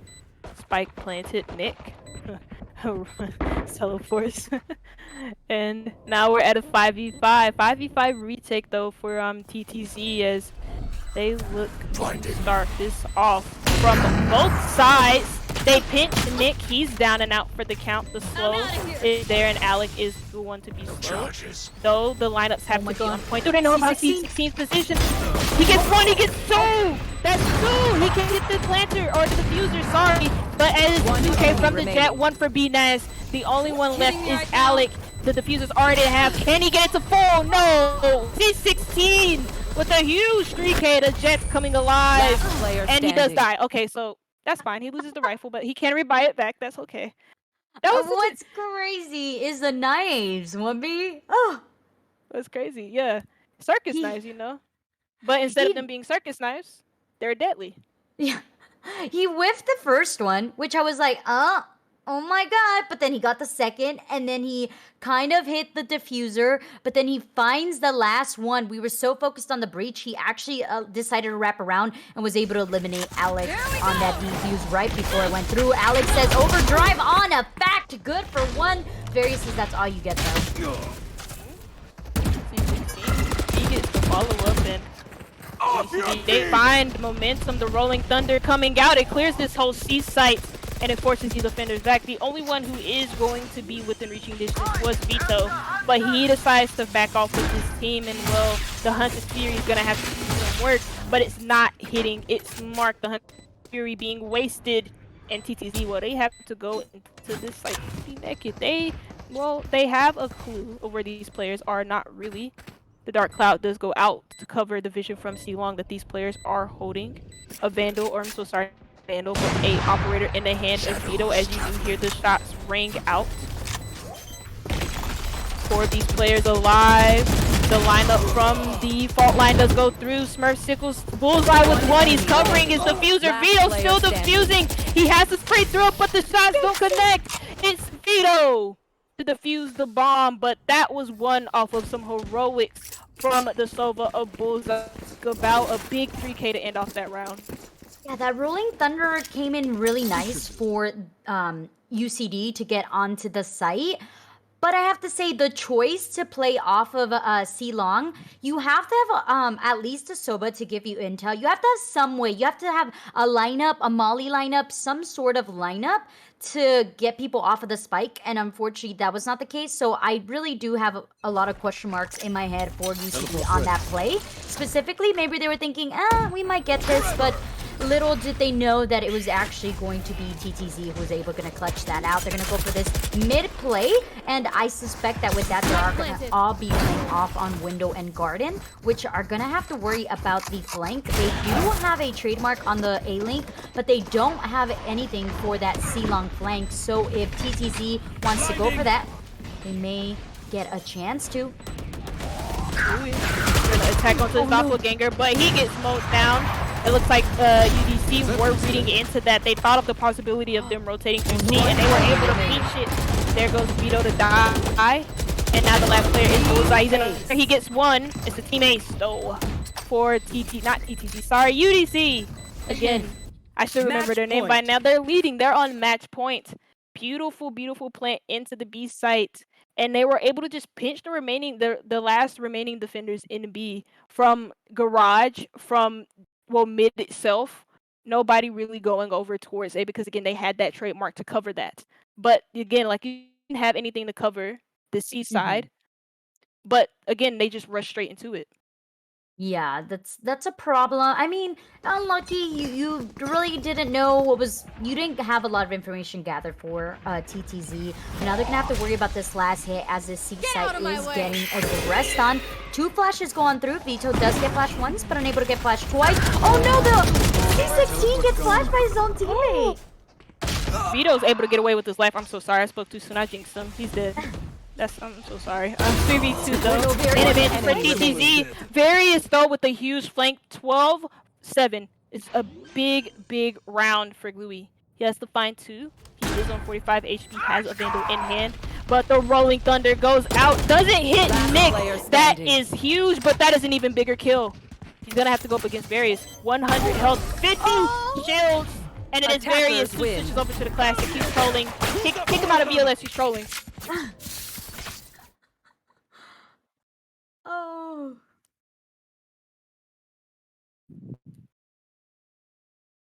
Gurf, you're muted. That's how I feel. That's exactly how I feel, Gurf. There we go. Welcome there we go. back. I'm back. There we go.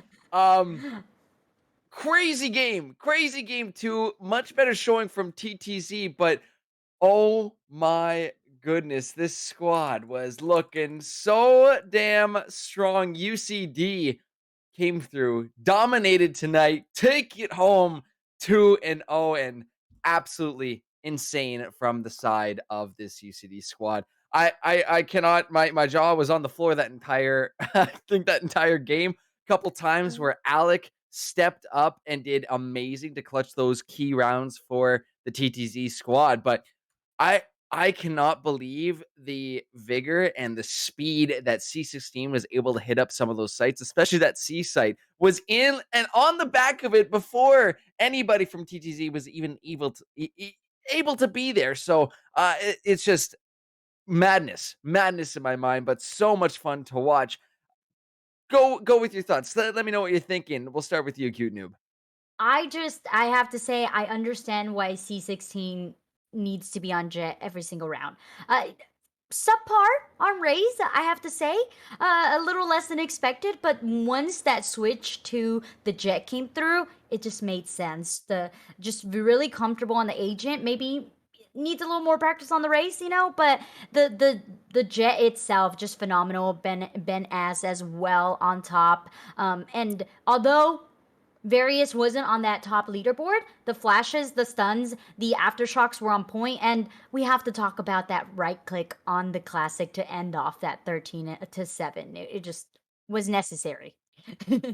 Absolutely insane. In a few moments, we are going to have our MVP vote appearing in Twitch. It might come up a little bit before I say this, but make sure to get your votes in to let us know who you think deserves MVP off that UCD squad. Wumby, thoughts on that those 2 games or just the last game that we just saw this evening?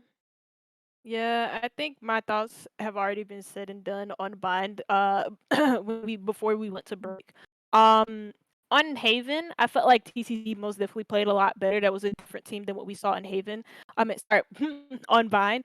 But the issue on Haven was that UCD, they just found them out in TTV, they weren't able to readjust after that. They got some good rounds, they had good momentum, and it felt like they could have comfortably taken Haven at some point. But then UDC, they clapped back. C16 had an amazing map, and that's all said and done. But over again, it's just back to the drawing board for TTV. Now 0-4, they haven't found a win quite yet, and it's unfortunate. But they have a promising team, and hopefully, even if it's not this split, maybe next split in the fall, if they do decide to rejoin, they could come back with a different mindset. Yeah, you take it as a learning experience as well too. All these moments, definitely learning experience. But you can see the improvement, comparatively to game one for TTZ, where they came from, because that was definitely rough in game one, but that game two, a lot closer. A lot of times I was like, after those first 6 rounds, like, oh, TTC's coming back. TTC's actually mounting a comeback. And then UCD kind of shut down that door, did not let it open. Just a reminder, MVP vote should be rolling right now. Make sure to get your votes in. Let us know who you think deserves that MVP status. We are going to be coming to a close in just a second, but yeah, week 4 is officially done, which means we are at that halfway point. And yeah, TTZ, they've got some of the pieces there for sure. It's just going to be a matter of synergy, because yeah, you saw my message there. I appreciate, to get a little shout out there from you, Wumpy. But the trades, the trades were just always there. It just seems UCD rotating around with each other, covering each other's angles, no matter what we saw, in the majority of those rounds, that even if a UCD player did end up getting picked off, there was always somebody waiting there to trade out that kill. And when you're playing those numbers games into a team where, from what we saw tonight, and statistically speaking, UCT having those overall better crosshair placements, if you're trading one for one, at the end of the day, it is going to lean in the favor of that UCD squad. So really well done to be on top of that, working as a squad. I love seeing that synergy, and maybe a little insight. I don't want to put it all on the fact that it's the TTZ who might be still learning and might be still dealing with those faults, but also want to boost up UCD. Just they're quite the team. We got to see some really impressive stuff tonight, and maybe a little bit more insight into how they were able to take down Polarity last week. So, Mhm. coming in tonight, never seen UCD, brand new team to our league, and Mhm. I think we have start to see the beginning of one of these teams we might potentially see here in playoffs. You guys. Yeah, I could definitely see them being at the top, especially competing against, Polarity. We casted Polarity last week, and Polarity was just able to really take it home. I believe we might have gone to a third map last week. I can't recall. I've casted so much already that my brain's like overloaded. But yeah, the fact that they were able to take Polarity, who made it to the semifinals last act or last split, is really phenomenal, and lets me know that this is definitely a team to look out for.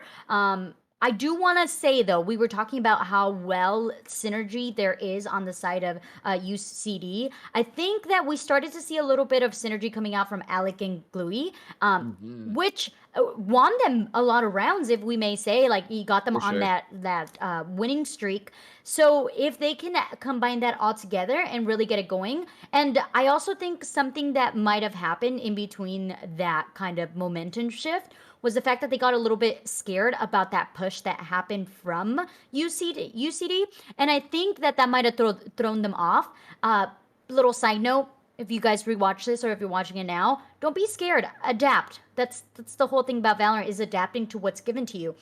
If they're gonna push out, you're just gonna hold an angle and wait for them to hit it again. If they hit you, you get that pick, then you initially hit off a site. If they're just aggressing at you over and over again, that means that there's a free site somewhere around the map. So you just gotta find that, and it's just taking a lot more time to work together. You said it. This might be a brand new team coming together. I do know that they are rebranding as well, so it could just be them really dealing with a lot of different things. We did see a glimpse of highlights of you guys coming together as a team, so I really look forward to seeing you guys play some more, and really look forward to the next time we cast you. Bit of some fire teams out here. It's no lie. Like, I love the VLS. There's no hiding it. There's no hiding my bias. It is an amazingly with some amazing teams. But one of them stood out tonight, and you guys voted. We've got our MVP ready to go. So why don't we go ahead and bring it on up? Lovely Ooh. producer. Thank you so much, C16 from the UCD squad on that jet tonight in game 2. 25 11-7. Combat score of 366. Oh my goodness. Bumping up the numbers there. That's what I love to see, getting yourselves on that stats leaderboard. Congratulations, C16, as well as the rest of the UCD squad. You guys played incredibly well tonight and very deserving of that MVP. But with that, it is going to bring us to the close of our week 4 broadcast. Unfortunately, yes, we do have to say goodbye. The spring squad. Will we be back again? I'm hoping so because I miss this. I miss our vibe. I love doing this stuff so much. And I love seeing these teams, how damn good they can be. But yeah, like I said, coming to a close. So thank you guys so much for tuning in to our week 4 show. Of course, streams every single day of the weekday, Monday to Friday. So there will be another one tomorrow night on our main channel right here, our VTS League of Legends week number 4 for them. That is our Masters League. So if you want to see some high level gameplay, you know the place to be. It is right here. Go ahead, hit that follow button. But for now, we are going to close out and we're going to go raid our fellow friends over at Victoris GG2. They are in the midst of their stream as well. At least I think so. They still got some games going. As actually, wait a minute.